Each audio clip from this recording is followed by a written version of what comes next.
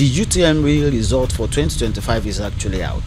The recently released result of 2025 UTME present both wake-up call and clear symptoms of deeper educational challenges in Nigeria. Of course, I've been shouting about this, of course, because this is where you see it, that out of over 1.9 million candidates who sat for this exam, less than 1/4 of them actually scored above 200.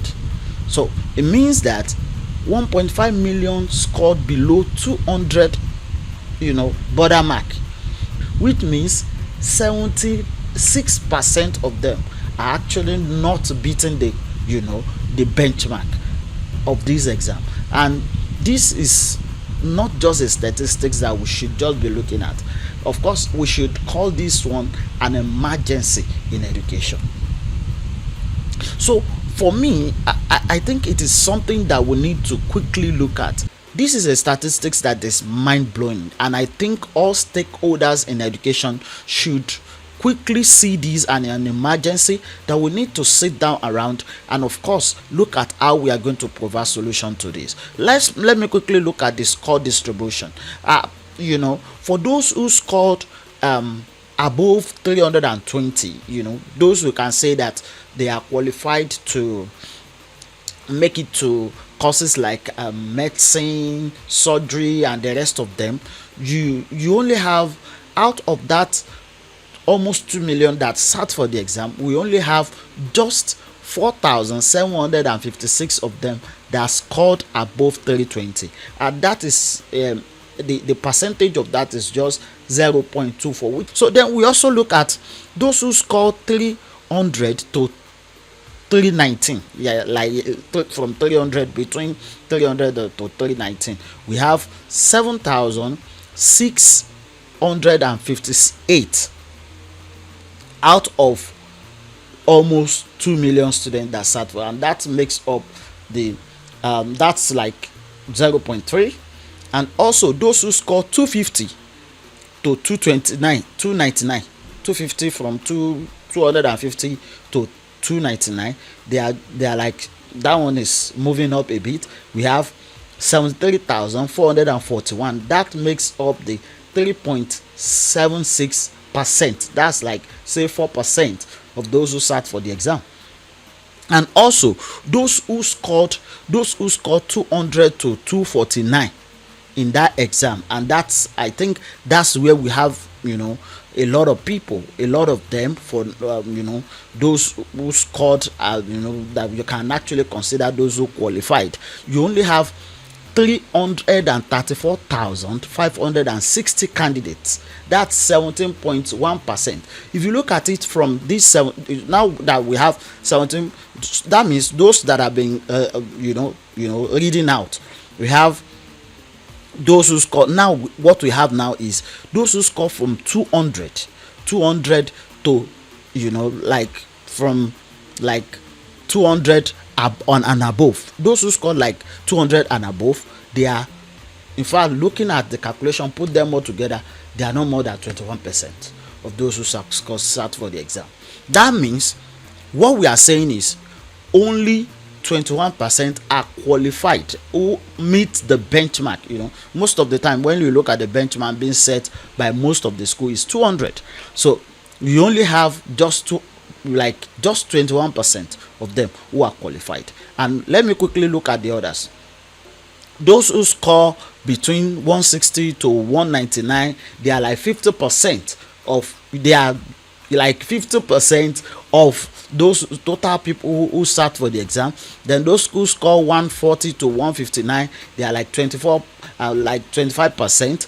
Those who score 120 to 139, they are 2.9%. Those who score 100 to 119, they are like 0.2%. And those who score below 100, they are like 0.1%. So now then we now have those people that we call underage. Part of the statistics, we have those that that were allowed under special permission. They are like 40,247 students, and the benchmark for these ones is they are the ones that meant, I don't know what the benchmark they actually set for them, but those who met the benchmark among those of roughly 41,000 students candidates, they are just 467, which means they are, the percentage of that among those students that we consider underage, they are just 1.1%. So it means that this is a very very is a very very poor performance. The underage students, I guess one of those things that I read online, the reason why they allowed some of these underage students is because that they consider them as gifted. You remember that time when the issue of age concerning sitting for exam actually came. A lot of people actually advocated that those who are underage and are gifted, where are we going to place them when we now restrict them by age? And I think that's what they put in place here. But this result is actually not justifying the reason to allow them to sit for the exam, because we only have just 1%, or just less than 2% of them that are qualified among them. So I'm not taking any stand. It is the duty of those that are duty bearers to actually, then some of the issues that were recorded during the exams. We talk of technical faults such as system shutdown. Of course, Nigeria now, those things will happen, and of course all those CBT centers, what we go through. Of course, I've actually handled a particular training where we had to use like a CBT center, and it gave us a whole lot of headache, although we were able to do the training eventually, but it didn't give us the type of quality that we actually wanted. So part of the technical issues that were experienced include system shutdown, missing questions, wrong questions count, and the rest of them. We have subject difficulty. A lot of them actually complained. I have those that are talented that complain to me as well that the mathematics, physics, and the mathematics and physics is so very tough. Of course, definition of tough for one student may be different from another student, but of course, a lot of them actually complain about the tough level of some of these subjects. Then the use of English. Some of the centers had incomplete, some of them, they have incomplete or faulty English sections. Like this part of the sections, the questions are not complete. Some of them, they will just look at it like there are some issues with the questions. So what are those things that I think they are the fault of student? Because so most times we need to look at the student themselves. What is it that is wrong with the student themselves? So one of those things that I think we need to look at is some of the students, they don't have a good study habit. They don't take time to study. It is very difficult for most of them to actually study, especially with the use of these very beautiful thing that we call phones, mobile phones that we carry around. A lot of parents actually have given them the opportunity to use their phones at will. Of course, we need to regulate this student, or else they will be failing on most of the things that they need to perform very well. One of them is during their exams. So we need to restrict them. We need to reduce their screen time and increase their reading time. Reduce their screen time and increase their reading time. Then over reliance. Some of them are, they rely so much on the orijo, like what we call it in Nigeria, the expo, as in people will give them shortcut to passing exams. The reading culture, lack of familiarity with CBT. Now this one is very important. A lot of them, they don't even have the skill in computer. It's not just about students alone. Of course, the skill level in this context is very important. We look at the skill level of some of them. Some of them, they don't have a firm grasp of what is called CBT. I'm not criticizing the government, but I need to say this to the government. Government should start improving on practical tests. Some of these like a mock exams that will use CBT exams for students in schools, so that they will get prepared for some of these things before they actually face the practicality of these things during UTME. And some of them, one of those problems that they face in facing this some of these exams is the fact that they cannot manage their time very well. It is important. I'm talking to the tutors, those who are training them in training centers and the rest of them.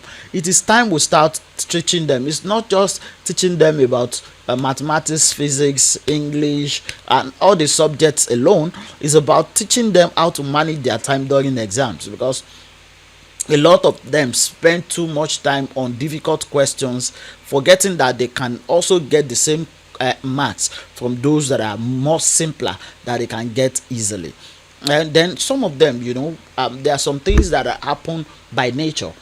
Some of them is when you have fear and anxiety during exam. We need to teach them how to control their emotional intelligence, how to control their emotions during exam.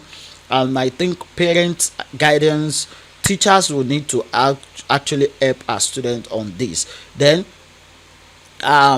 carelessness, sometimes, a lot of them, they didn't fail because they don't know some of these things. Imagine thousands of them that will actually imagine some of them that will actually lose out on this, because I can tell you categorically that a lot of them skip instructions, and that's based on their carelessness. Of course, they skip instructions and they don't take to instruction, they don't read the instructions very well.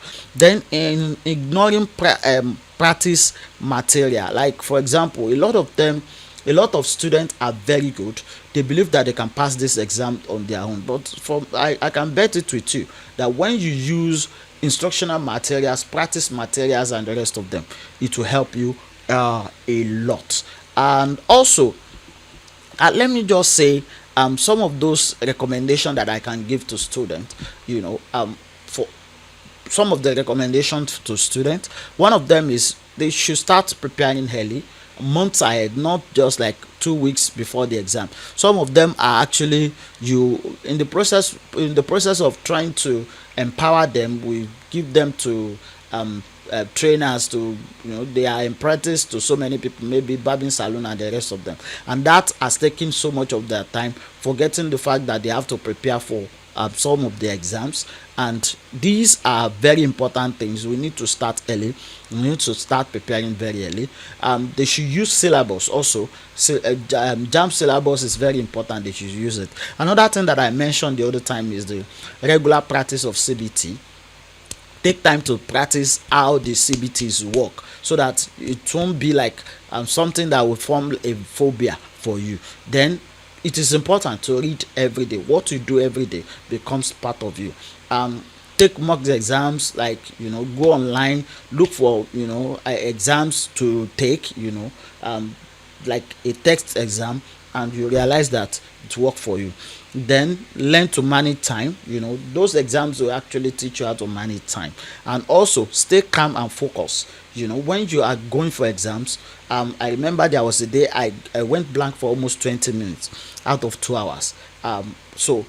This was because I received the very serious news that actually took I went blank. And thank God for God that I was able to, for that 20 minutes, I rested myself. I slept for almost 10 minutes, and when I woke up, I was able to focus, and I was able to go on with my exam.